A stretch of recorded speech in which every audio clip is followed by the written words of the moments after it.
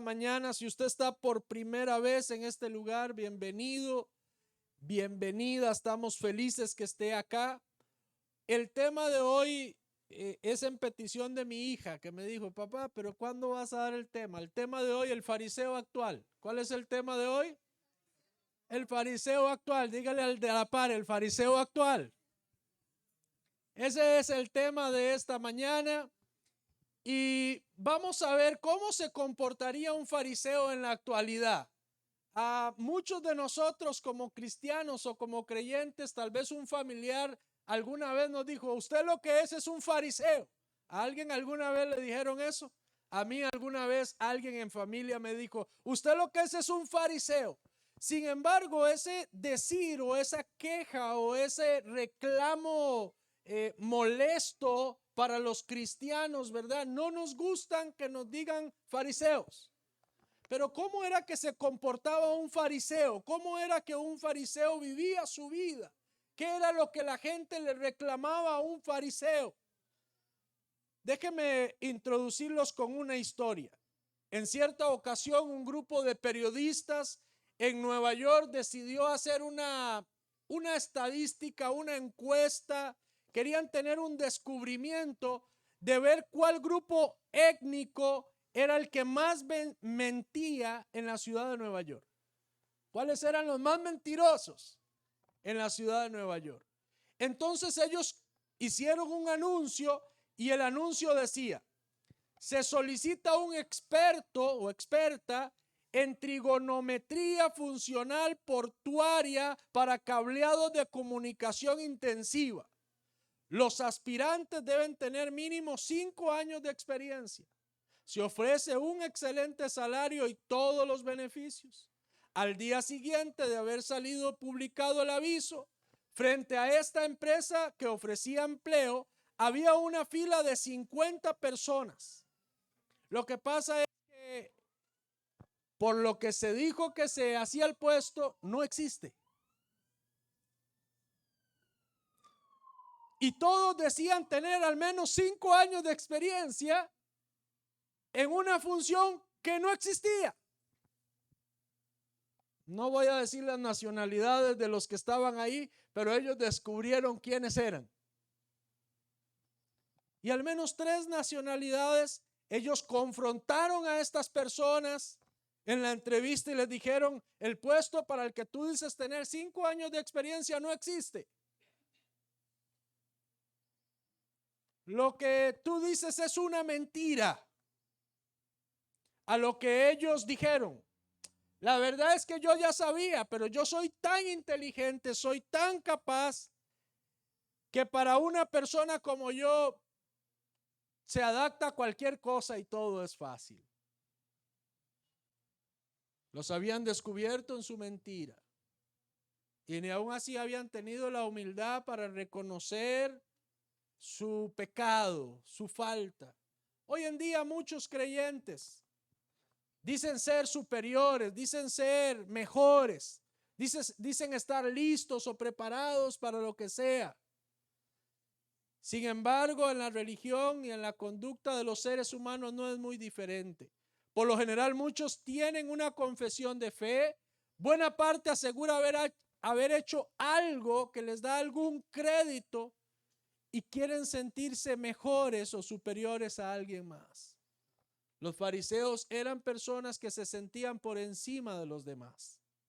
Los fariseos eran personas que con sus prácticas hacían que otras personas se sintieran indignas.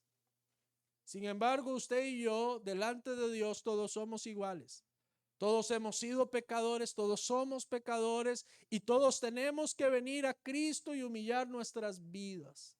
Cuando hablamos de un fariseo actual, estamos hablando de esa persona que se siente superior a alguien más porque ora más, porque lee más la Biblia, porque tiene más tiempo en la iglesia, porque de repente dejó de practicar X o Y pecado y entonces ahora se siente en una posición de superioridad y hace sentir con su presencia inclusive incómodos a los demás. En cambio, Jesús, siendo santo, siendo perfecto, se relacionaba entre la gente. y pasaba como uno más. Tenía toda la autoridad, tenía todo el poder, vivía una vida en perfecta santidad. Sin embargo, se relacionaba con todos. Al parecer él tenía ese carisma, tenía esa gracia. Él no andaba juzgando y señalando a la gente. Él no les andaba diciendo que se iban a ir al infierno. Sin embargo, cuando se encontraba con los fariseos, estos siempre recibían una buena reprimenda de él. Estos siempre eran confrontados por él. Y él les confrontaba: ustedes son como sepulcros blanqueados. El fariseo actual es ese que se ve bien por fuera, pero usted sabe dentro de usted mismo que su vida está podrida, que su vida con Dios está oliendo mal. Usted vino muy guapo, muy perfumado como todos nosotros, pero la verdad es que nuestra gracia es la vida de Cristo dentro de nosotros. ¿Cómo está esa vida? Es posible que los seres humanos se engañen unos a otros. En la posición del pastor, muchas veces cuando uno llega a X conversación de un grupo de personas, es de inmediato que todo el mundo, ¡shh! Ahí está el pastor, ¡shh! Está el pastor. Hay uno mayor que lo ve todo, que lo oye todo y conoce aún lo profundo de tu corazón. ¿A quién tú quieres engañar?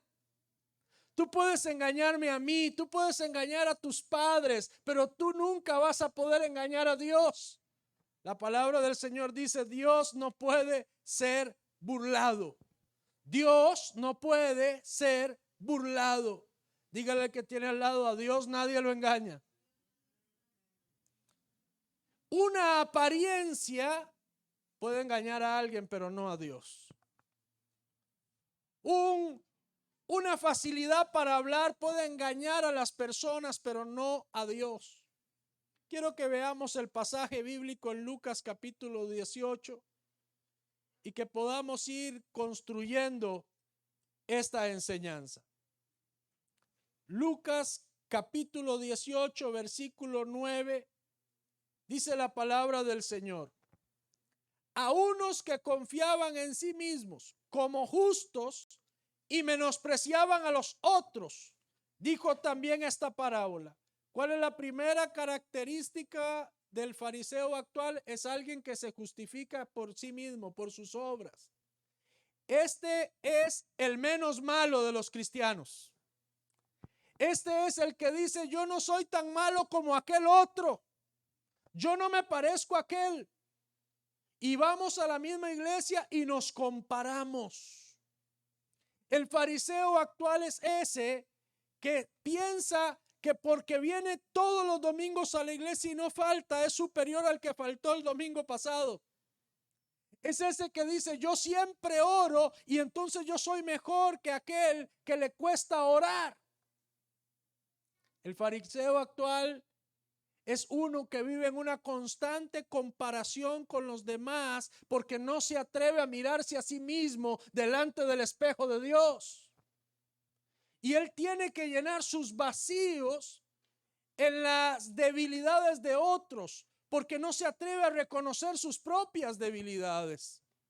Hoy todos nosotros, siendo yo el primero, estamos delante de Dios. Y Dios es quien conoce nuestros corazones. Y yo no me puedo comparar con cada uno de ustedes. Probablemente en muchas áreas ustedes puedan ser superiores a mí. Y en otras muchas cosas quizás yo. Pero delante de Dios somos iguales.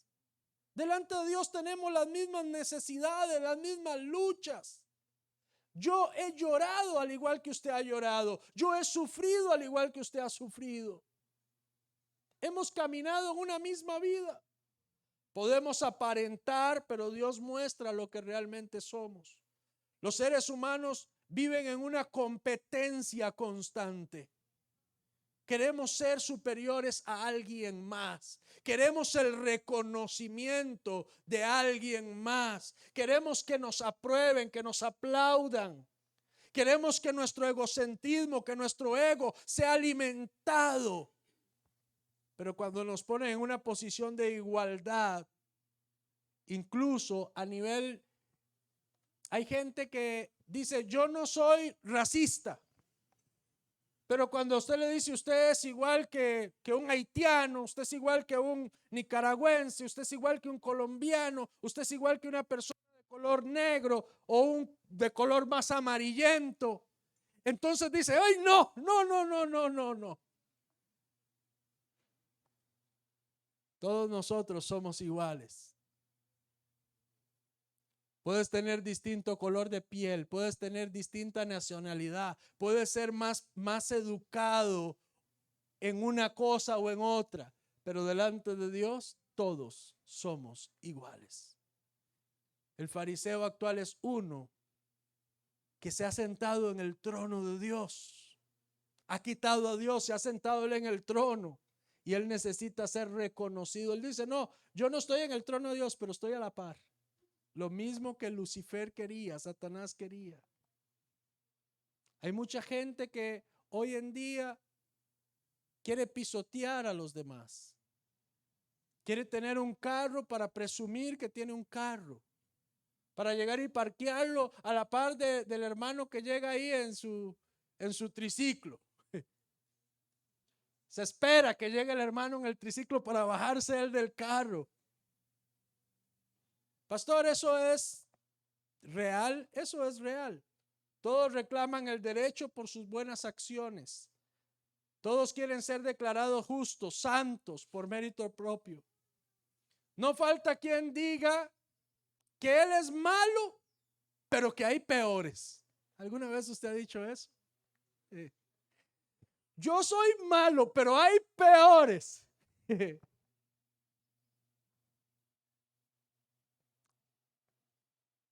¿Por qué no decir, Señor, estoy mal en mi corazón?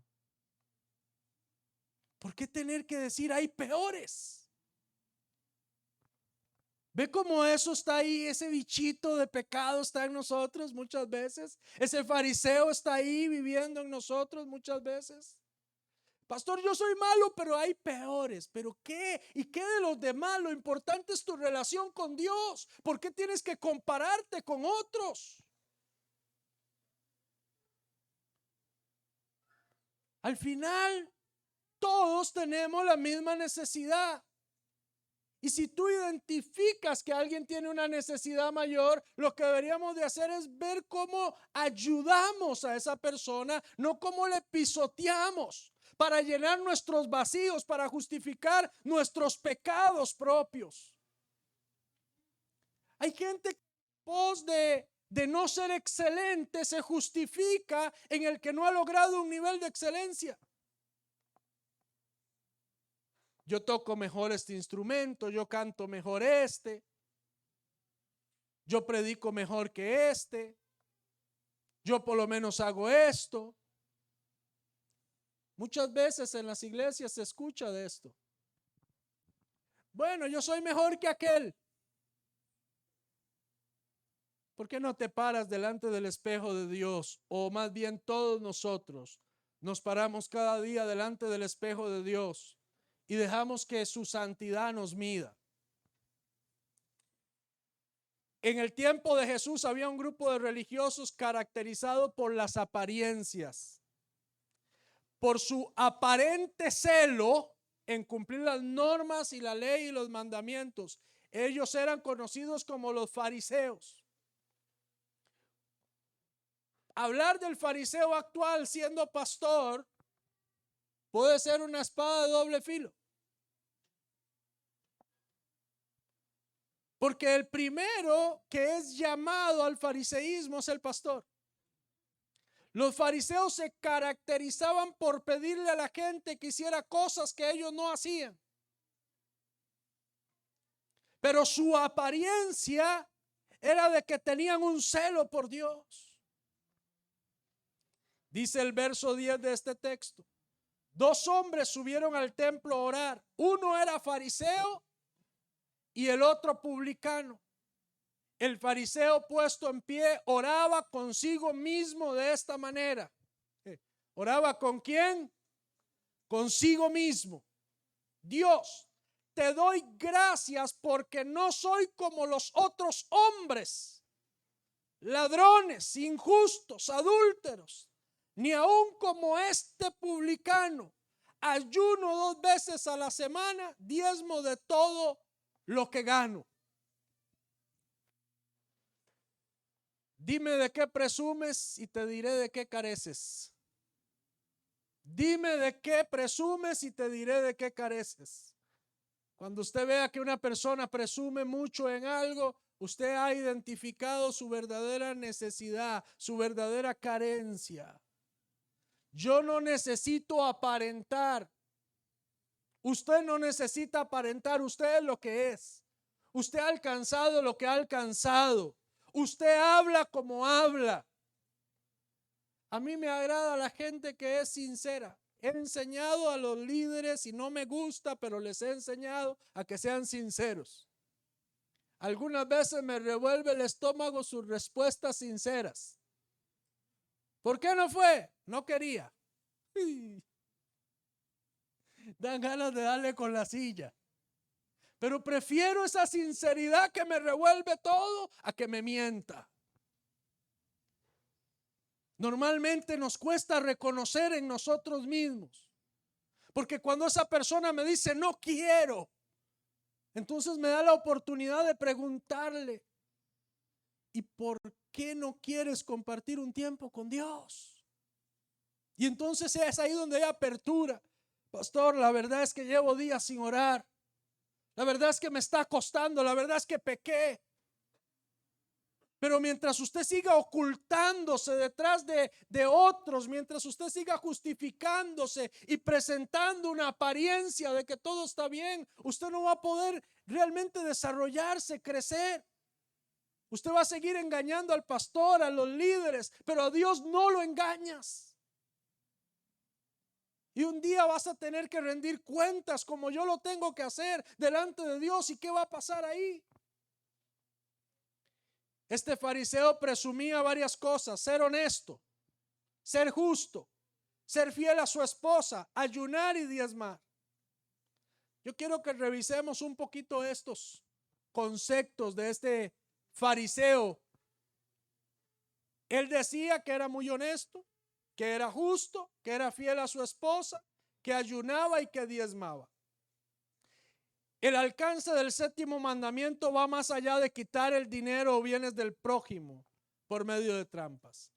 Si yo le dijera a usted, usted ha robado, probablemente muchos de ustedes digan, pastor, yo nunca le he quitado nada a nadie. Habrán otros que dirán, bueno, pastor, yo me le dejaba el vuelto a mi mamá cuando me mandaba a la pulpería. Habrán otros que de repente han robado, pero habrán otros que digan, yo de verdad nunca le he robado nada a nadie. Entonces le podría confrontar yo diciendo, ¿robará el hombre a Dios? Y el Señor responde, pues vosotros, la nación toda, me habéis robado. ¿Qué tendría usted que decirle a Dios si en esta mañana te confrontara de esta forma? ¿Y en qué te hemos robado, Dios? En vuestros diezmos y vuestras ofrendas. Eso está en la palabra, eso no lo inventé yo. Entonces, ¿robas o no robas? Dile al que tiene al lado, ¿robas o no? ¿Robas o no? Ahora avancemos. Porque cuando la Biblia habla el séptimo mandamiento de no robarás, habla más que robarle a Dios incluso. Déjeme bajarle los decibeles. ¿Sabe de qué está hablando? Está hablando de ayudar a nuestros semejantes a conservar lo que tienen y ayudarles a mejorar. ¿Sabía usted que la Biblia cuando dice no robarás tiene esta connotación? No solamente es no quitarle algo a alguien. Tiene que ver con Dios, pero también tiene todo que ver con que muchas veces tenemos la capacidad de ayudar a alguien y nos negamos a hacerlo. Y le estamos robando a aquella persona. El sexto mandamiento prohíbe el adulterio, ¿cierto? Eran otra de las cosas que decía. Probablemente aquí hayan hombres y mujeres que digan, pastor, es así, no. Yo nunca le he fallado a mi esposa, yo nunca le he fallado a mi esposo. Bueno, la palabra de Dios dice, Jesús dijo, cualquiera que vea a otra mujer o hombre y desea en su mente, ya cometió adulterio. Si usted ha consumido alguna vez pornografía, si a usted le gusta darse unas miraditas, si usted, dice la Biblia, ya usted ha cometido adulterio. Claro, cuando llevamos la palabra, cuando dejamos que esta palabra o que esta verdad confronte nuestras vidas, realmente es que somos confrontados. Ahora, ¿por qué Jesús era tan contundente en estas declaraciones? Porque muchas veces nosotros nos escondemos detrás de algunas prácticas correctas que hacemos, pero Jesús siempre metía un poco más. Cuando nosotros aparentemente estamos perfectos, cuando nosotros aparentemente vivimos una vida muy justa, el Señor se para delante de nosotros y nos dice, ¿de veras te sientes tan justo? Déjame mostrarte que no es como tú te ves. Muchas veces nos sentimos tan bien con nosotros mismos, con nuestras prácticas, que empezamos a sentir que merecemos todo, aún el perdón del Señor, porque somos tan buenos. Cuando alguien muere, muchas veces hay un dicho que decimos, pero es que era tan bueno. ¿Cómo se fue a morir si era tan bueno? Como que si los buenos no tuvieran que morir. ¿Por qué no se murió aquel? Fariseo. O sea, la vida de este vale más que la de aquel. La vida de cada uno de nosotros es valiosa. Del que está hoy en indigencia como el que está en un puesto hoy importante. Todas nuestras vidas valen igual. Jesús murió por cada uno de nosotros. Cada gota de sangre fue por un indigente igual que por un millonario. Valemos igual delante de Dios. Son frecuentes las religiones y sectas que han hecho del ayuno una gran bandera.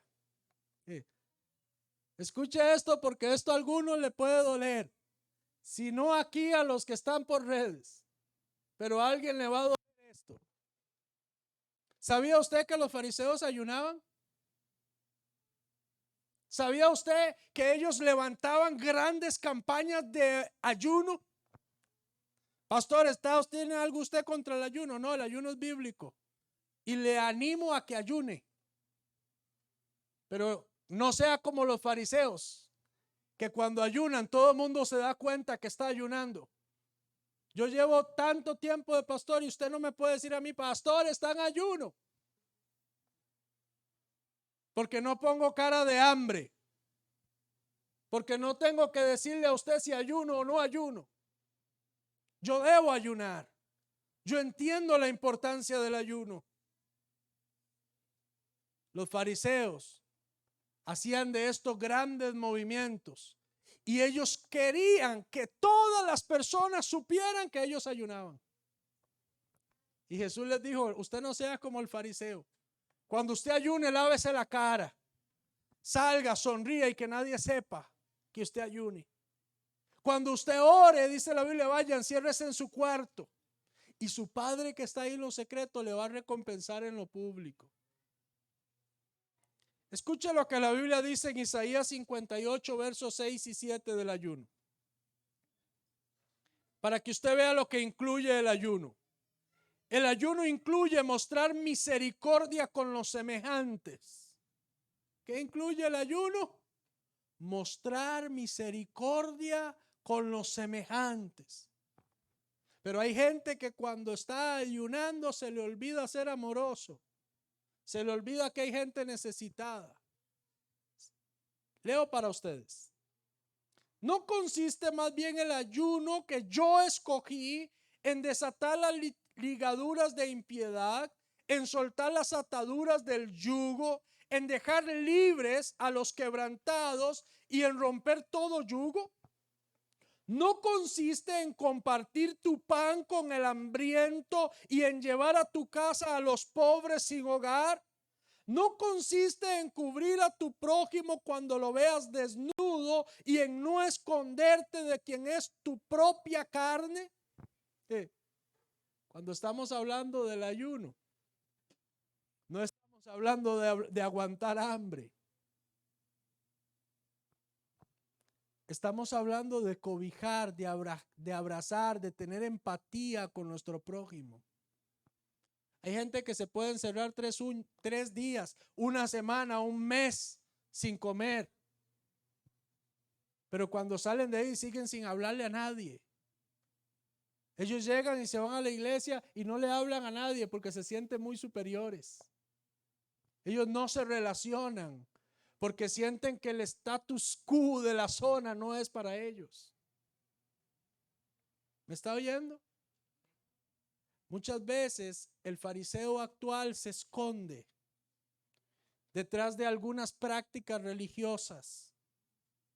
El religioso que estaba en el templo presumía su fidelidad porque decía cumplir los mandamientos.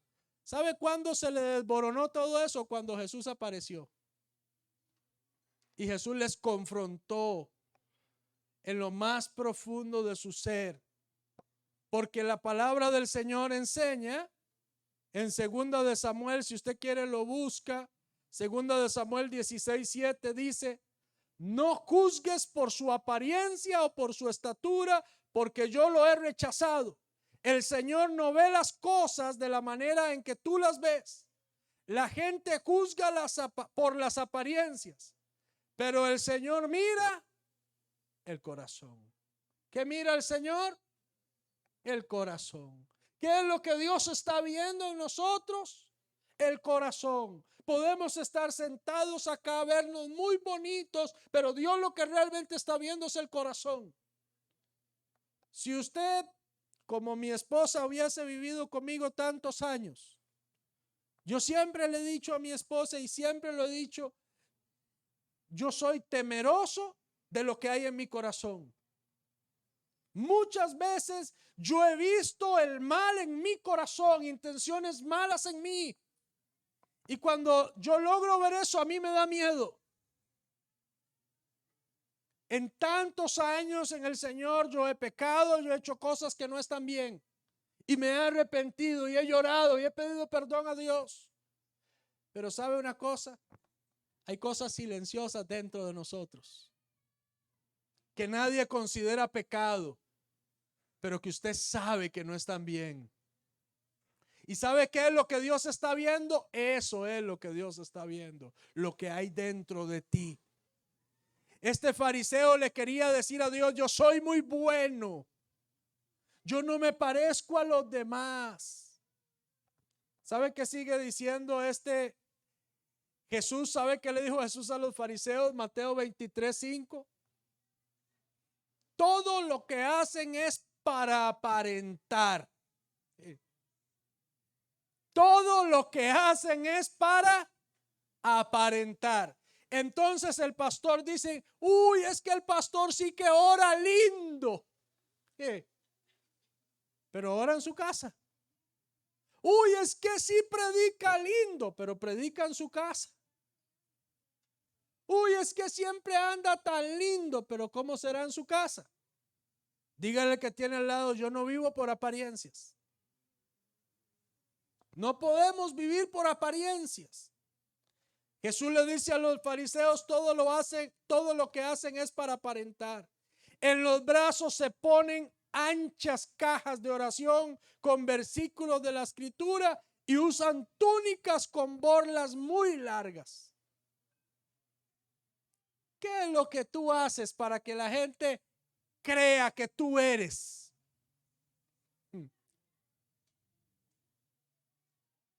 ¿Qué es lo que tú haces para que la gente crea que tú eres algo que no eres?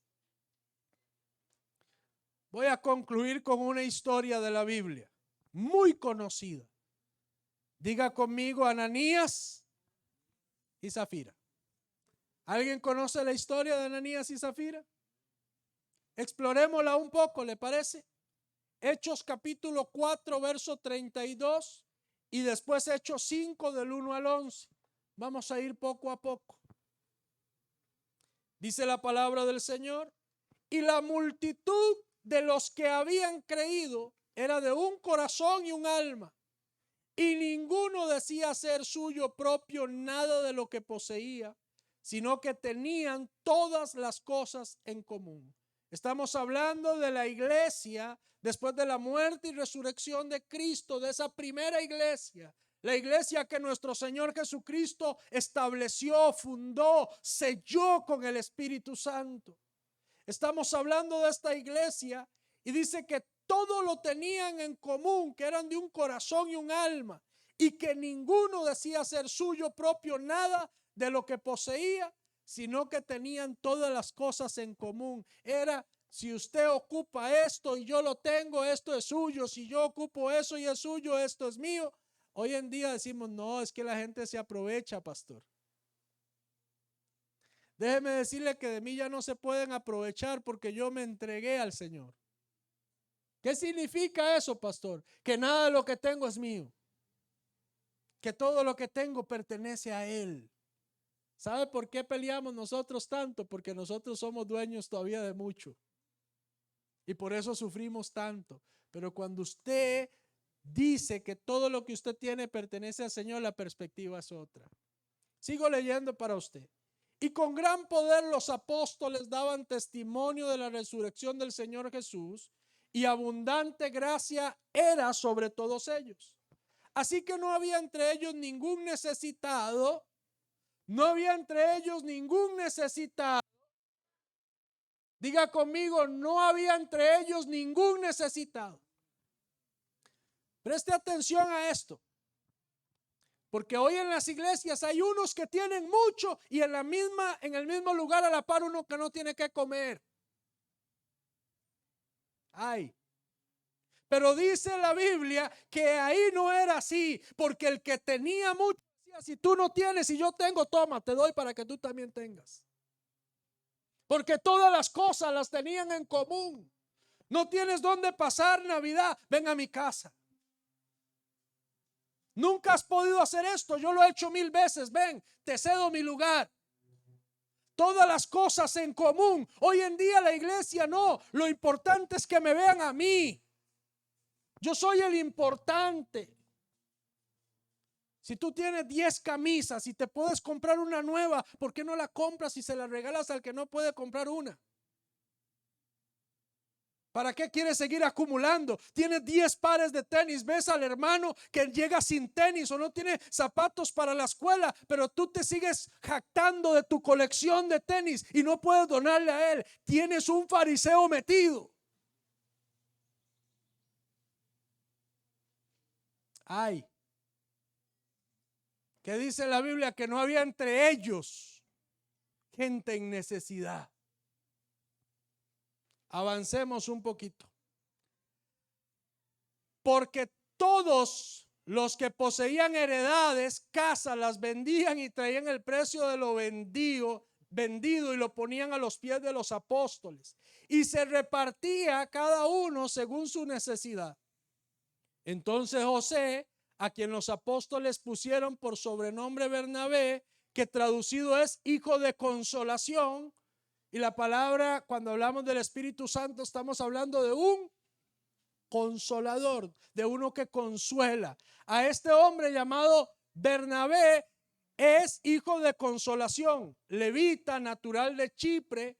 Como tenía una heredad, la vendió y trajo el precio y lo puso a los pies de los apóstoles. ¿Qué hizo este hombre? Tenía una propiedad. Fue y la vendió y la trajo a los pies de los apóstoles. Hoy en día lo que pasa es que cuando los diezmos, las ofrendas son traídas a la iglesia, el apóstol se compra una casa grandota, pero los miembros siguen sin casa. El pastor llega en un buen carro y los hermanos que van a ver dónde llegan, construyen sus templos en lugares que solo se llega en carro. Porque no están interesados en que llegue cualquiera. Ay, avancemos otro poquito mejor, ¿está bien? Verso 5. Había cierto hombre llamado Ananías, quien junto con su esposa Zafira vendió una propiedad y llevó solo una parte del dinero a los apóstoles, pero afirmó que era la suma total de la venta. Con el consentimiento de su esposa se quedó con el resto. Estos eran un matrimonio bueno, era un matrimonio unido. Dice, pastor, ¿cómo dice eso? No, en serio eran un buen matrimonio, se ponían de acuerdo. Si los matrimonios hoy en día se pusieran de acuerdo como Ananías y Zafira en las cosas correctas, les iría muy bien. Pero a veces es más fácil apoyar lo malo que apoyar lo bueno. Avancemos. Entonces Pedro le dijo a Ananías, ¿por qué has permitido que Satanás llenara tu corazón? ¿Qué llenó? El corazón. Le mentiste al Espíritu Santo y te quedaste con una parte del dinero. La decisión de vender o no la propiedad fue tuya. Y después de venderla, el dinero también era tuyo para regalarlo o no. ¿Cómo pudiste hacer algo así? No nos mentiste a nosotros, sino a Dios. Dígale que tiene al lado, Dios nadie lo engaña. Él puede engañar a Pedro, puede engañar al pastor, puede engañar al líder, a la mamá, al papá, al jefe, pero a Dios nadie lo engaña. Dios no se deja llevar por lo aparente. Dios va a lo profundo de nuestro ser. Dios ve nuestro corazón. En cuanto Ananías oyó estas palabras, cayó al suelo y murió. Todos los que se enteraron de lo sucedido quedaron aterrados. Después unos muchachos se levantaron, lo envolvieron en una sábana, lo sacaron y lo enterraron. Como 3 horas más tarde entró su esposa sin saber lo que había pasado. Pedro le preguntó, ¿fue este todo el dinero que tú y tu esposo recibieron por la venta de su terreno? Sí, contestó ella. Ese fue el precio. Y Pedro le dijo, ¿cómo pudieron ustedes dos siquiera pensar en conspirar para poner a prueba el Espíritu del Señor de esta manera? Los jóvenes que enterraron a tu esposo están justo afuera de la puerta. Ellos también te sacarán cargando a ti. Al instante ella cayó al suelo y murió. Cuando los jóvenes entraron y vieron que estaba muerta, la sacaron y la enterraron al lado de su esposo. Gran temor se apoderó de toda la iglesia y de todos los que oyeron lo que había sucedido. A modo de ir concluyendo, quiero que nos podamos hacer algunas preguntas. ¿Cuáles eran las intenciones de Ananías y Zafira de mentir? ¿Por qué Ananías y Zafira sentían la obligación de dar una parte del dinero, pero no toda? ¿Por qué mejor no dijeron simplemente vendimos esto y queremos dar esta parte, la otra no la queremos dejar nosotros? ¿Qué era lo que ellos querían demostrar? O más al contexto, ¿qué era lo que querían aparentar? Porque la historia empieza citando a un hombre que había vendido el terreno y que incluso el nombre de él le habían puesto un sobrenombre porque este traía consuelo, consolación al pueblo. Sí. Probablemente estas personas tenían una desconfianza o falta de fe, Ananías y Zafira. Mejor dejarnos esta parte por aquello de lo que nos haga falta o lo lleguemos a necesitar. Sí. Suena muy inteligente, ¿cierto? Sin embargo, había un hombre antes de ellos que había dicho, mi tesoro y mi confianza está en el Señor. Donde esté tu tesoro, ahí está tu corazón. Hay mucha gente que el tesoro lo tienen en un banco, lo tienen en una propiedad, lo tienen en un carro, lo tienen en algo material. Y ahí está tu corazón también. Pero cuando tú vienes y dices, mi vida entera le pertenece al Señor. En estos días salimos de misión. Oiga, el carro allá por la zona sur se quedó botado. Sí. Ese carro me lo dio el Señor. No es ni mío, el Señor me lo dio. El Señor tiene control de eso. Lo que más me importaba era llegar a hacer la obra que teníamos que hacer. ¿Cuántas veces el afán por las cosas nos impide servirle a Dios?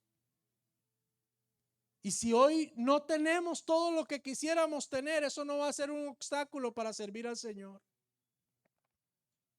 Y si hay que venir caminando, se viene caminando.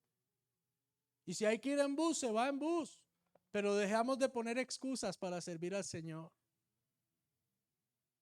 ¿Cuántas veces nosotros estamos esperando lo mínimo para no llegar a congregarnos, para no ir a hacer la visita, para no hacer la llamada? Y ponemos excusas. Queremos aparentar lo que no somos muchas veces. Mostramos un falso amor a Dios y al prójimo. Pero la verdad es que nosotros mismos no disfrutamos servir a los demás. Ojo, ¿quieres saber que lo que hay en tu corazón no es verdadero? Tú no disfrutas servir a los demás. Tú disfrutas que te sirvan. Pero no disfrutas cuando tienes que agacharte para que alguien ponga el pie encima tuyo y él pueda subir. Tú disfrutas que te hagan el banquito para tú subir. Pero cuando tú tienes que ser el banquito de alguien para que alguien suba, eso tú no lo disfrutas. ¿Sabe cuál es la característica principal de los hijos de Dios? Que no vienen a ser servidos, vienen a servir. Yo no estoy esperando que alguien me ponga, se arrodille, se incline para mí, para que me ayude a subir. Yo estoy viendo delante de quienes puedo ayudar yo a subir. Podemos crear o permitir la impresión de que somos personas de lectura bíblica u oración cuando en realidad no lo somos. Podemos crear o permitir la impresión de que tenemos todo en orden cuando no es así. Es demasiado difícil estar contentos con la imagen de espiritualidad sin la realidad de una vida espiritual. Si tú no estás disfrutando tu cristianismo, probablemente estés viviendo como un fariseo. ¿Sabe cómo vivía un fariseo? Sin una verdadera relación con el Espíritu. Decían tener una relación con Él, que Él decía, no es cierto.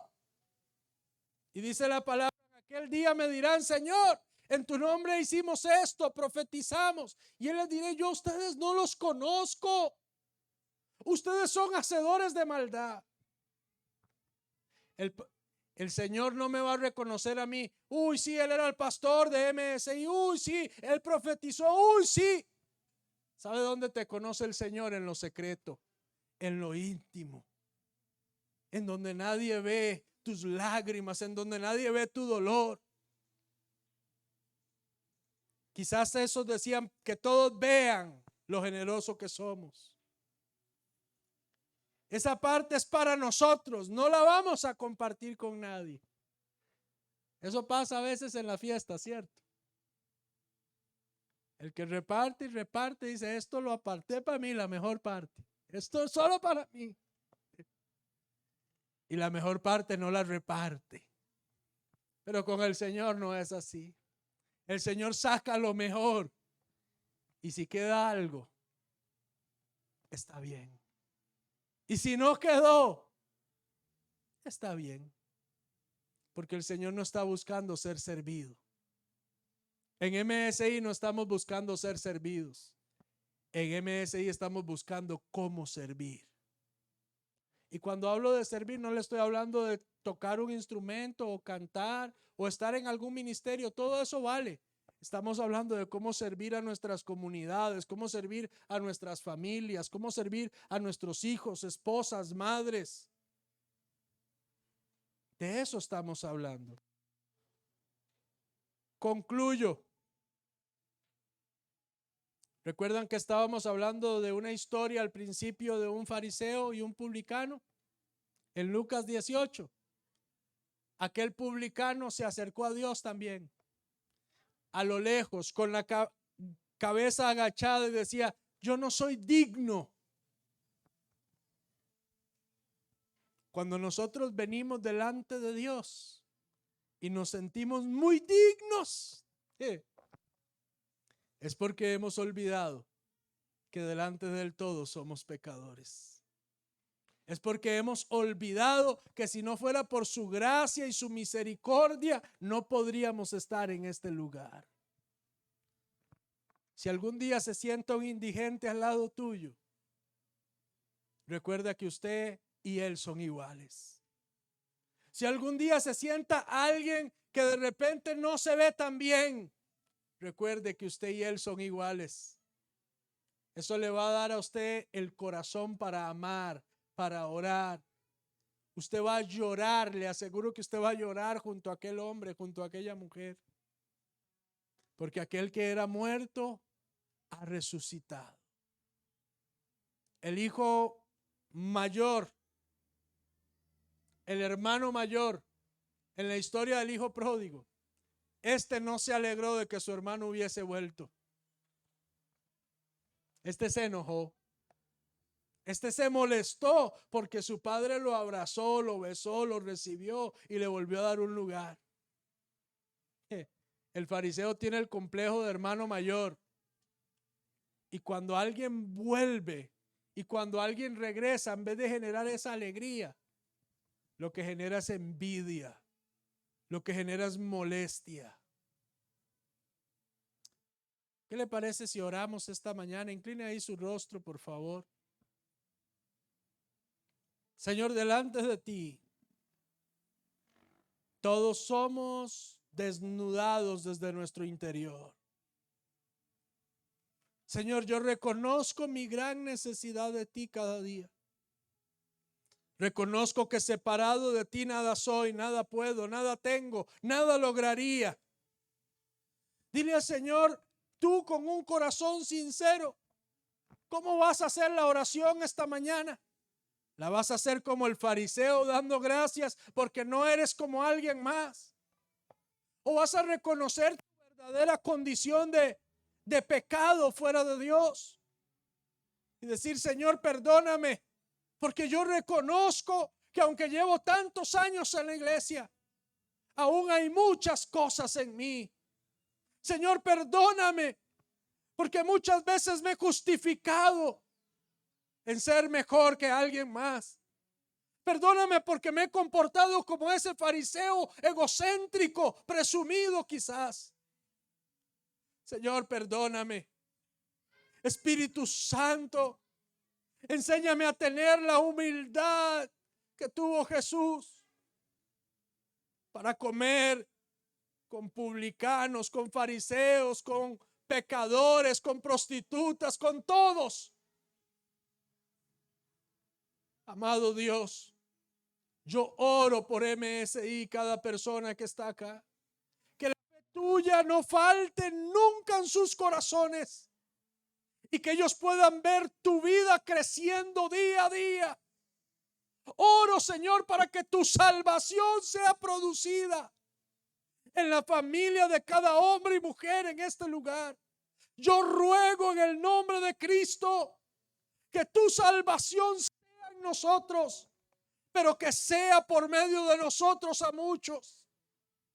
Yo ruego, Señor, que cada vez que alguien venga a este lugar pueda experimentar tu amor, tu abrazo, tu perdón.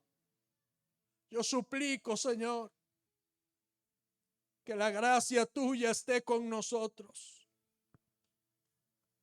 Y una vez más, Señor, reconocemos que separados de ti nada somos. Reconocemos que tú eres ese brazo poderoso que nos sostiene y que nos hace permanecer firmes cada día.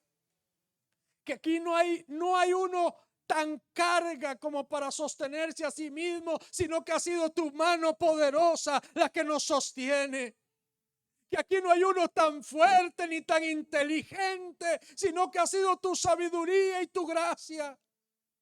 Aquí solo tú tomas gloria y honra. Aquí solo tú tomas adoración, porque solo tú eres Dios. Aquí todos venimos y nos postramos delante de ti en aquella cruz, porque tú moriste pero resucitaste. Aquí todos nosotros celebramos tu gran victoria, porque sin ti somos gente derrotada. Pero en Cristo Jesús, tú y yo somos más que vencedores. No es en nosotros mismos, es en Él que somos más que vencedores. Es cuando reconocemos que nuestras vidas sin Él nada son, que entonces experimentamos su gracia, su perdón. Y cuando tú experimentas esa gracia, ese perdón, tú no te sientes superior a nadie más. Tú quieres que todos tengan a ese Dios salvador que te salvó a ti. Tú quieres llevar el mensaje a otros. Tú quieres que otros experimenten la gracia y el favor de Dios. Amado Señor, gracias por esta mañana, por lo que tú haces en nuestros corazones. En Cristo Jesús. Amén. Y amén. Dele usted un aplauso al Señor.